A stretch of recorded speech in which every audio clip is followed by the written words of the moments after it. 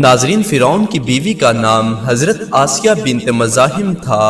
فرعون اور حضرت موسیٰ علیہ السلام کے حالات یہ معلوم کرتی رہتی تھی کہ کون غالب ہے، تو ہر وقت یہی سنتی کہ حضرت موسیٰ علیہ السلام غالب ہیں۔ بس یہی ان کے ایمان کا باعث بنا۔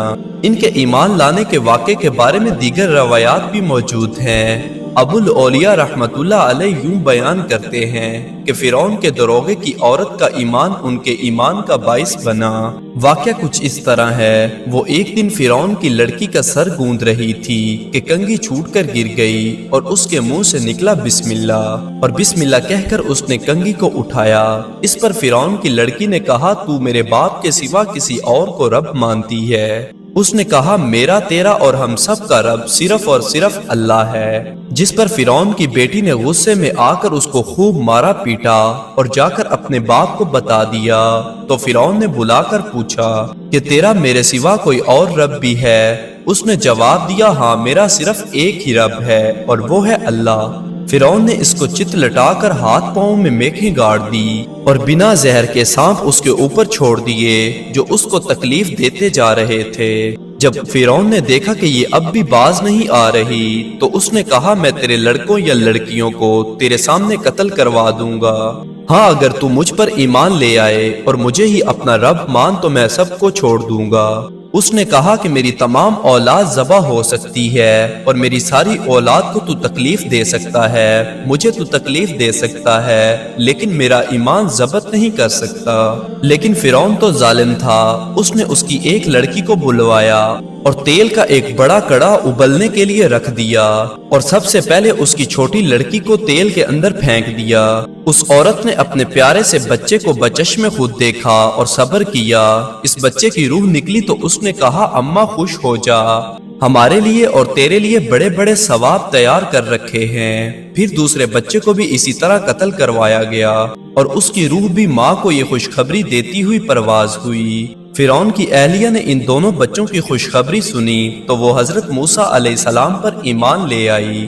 ادھر مظلوم عورت کی روح بھی اللہ تعالیٰ نے قبض کر لی اور اس کی منزل اور مرتبہ جو خدا کے ہاں تھا وہ حجاب ہٹا کر فرعون کی بیوی کو دکھایا گیا۔ اس واقعے کو مختلف علماء نے مختلف انداز میں بیان کیا ہے۔ بعض نے کہا ہے کہ اس غلام عورت کی لڑکیاں تھیں اور بعض کے نزدیک لڑکے تھے، مگر بہرحال ہمیں تو یہ معلوم کرنا ہے کہ کیسے اللہ تعالیٰ نے ان کا امتحان لیا اور کیسے وہ کامیاب ہوئی اور کیسے بدبخت فرعون کے گھر سے اللہ تعالیٰ نے اپنی ندا بلند کروائی۔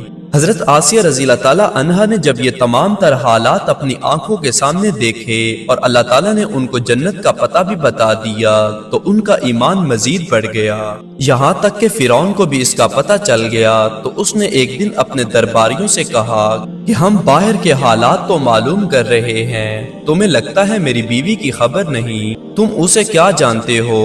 سب نے بڑی تعریف کی اور بھلائیاں بیان کی کیونکہ وہ سب فرعون سے ڈرتے تھے۔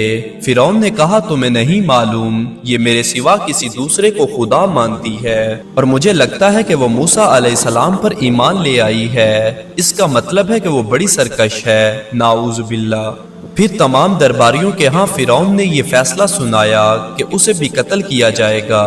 اس کو اللہ تعالیٰ نے قرآن مجید میں یوں بیان کیا ہے، اور اللہ ایمان والوں کے لیے مثال بیان کرتا ہے فرعون کی بیوی کی، جبکہ اس نے کہا، اے میرے پیارے رب، میرے لیے اپنے پاس جنت میں ایک گھر بنا دیجئے اور مجھ کو فرعون اور اس کے عمل سے بچا لیجئے اور مجھ کو ظالم قوم سے نجات دیجئے۔ ناظرین گرامی، آہستہ آہستہ حضرت آسیہ رضی اللہ تعالیٰ عنہا کا ایمان تمام لوگوں کے سامنے آنے لگا، لہٰذا اس سے فرعون کی بہت بڑی نافرمانی ہو رہی تھی کیونکہ وہ خود خدائی کا دعویٰ کر رہا تھا اور اس کی بیوی اس کی خدائی کو مانتی نہیں ہے، جس سے فرعون کی ضلالت میں مزید اضافہ ہونے لگا۔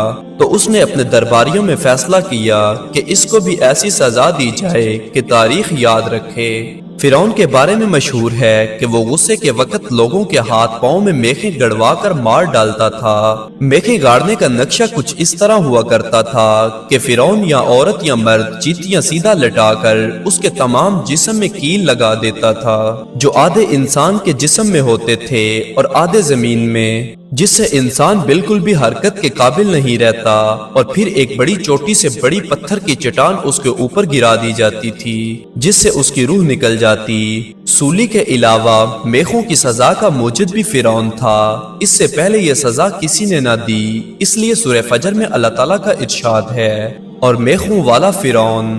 ناظرین، حضرت آسیہ رضی اللہ تعالیٰ عنہا جو اللہ کی برگزیدہ عورتوں میں سے ایک ہیں، اب مقابلہ تھا آپ کے ایمان اور فرعون کی ظلمت کے درمیان۔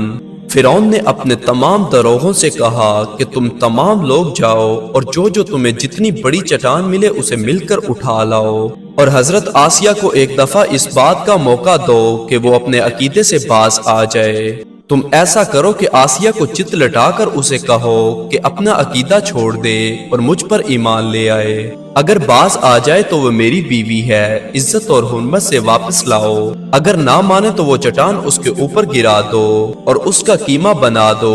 جب یہ لوگ پتھر لے کر آئے تو ان کو الٹا لٹا دیا گیا اور ان کے تمام جسم میں میخیں لگا دی گئی، پتھر ان کے اوپر گرانے لگے تو انہوں نے تمام جسم کی طاقت اکٹھی کر کے کسی طرح آسمان کی طرف منہ اٹھایا، اور پروردگار عالم نے حجاب ہٹا دیے، اور جنت کو وہاں جو مکان ان کے لیے بنایا گیا تھا انہوں نے اپنی آنکھوں سے دیکھ لیا۔ یوں اللہ نے ان کو جنت کی بشارت دنیا ہی میں دی۔ اس کے بعد فرعون کے دروغوں نے حضرت آسیہ پر چٹانیں پھینک دی جس سے ان کی روح پرواز کر گئی۔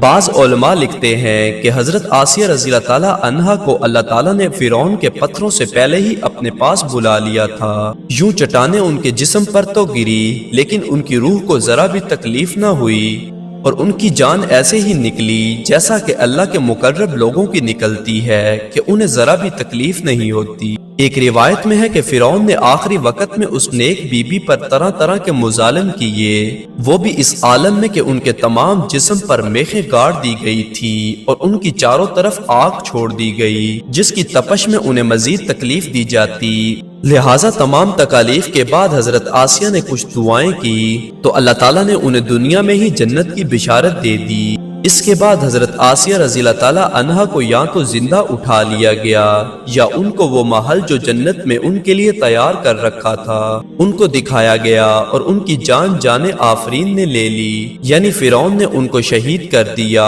چونکہ ان میں ذاتی صلاحیت موجود تھی۔ اس لیے کافر کے تلبس اور اس کی صحبت کا اثر ان کی روحانیت اور رفع درجات پر نہ ہوا، اور اللہ تعالیٰ نے ان کو پاک دامن عورت کے طور پر اٹھایا۔